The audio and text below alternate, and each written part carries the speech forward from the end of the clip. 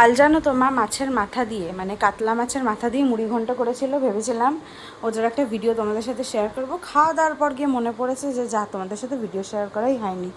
তো ভাবলাম চলো আজকে তাড়াতাড়ি করে স্নান টান করে নিই। তবু আজকে তাড়াতাড়ি হয়নি, সব লেট হয়ে গেছে। কী কী রান্না হয়েছে সেটাই দেখাই।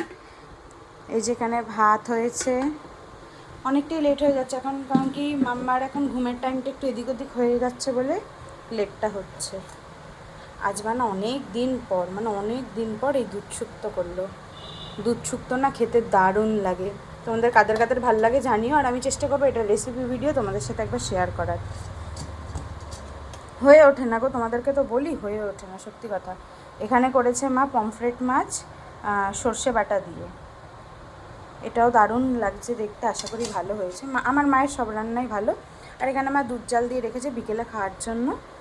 তো এই হচ্ছে আজকে আমাদের দুপুরের লাঞ্চের সিম্পল মেনু। এই দুটো পদ দিয়ে আজকে আমাদের খাওয়া হয়ে যাবে।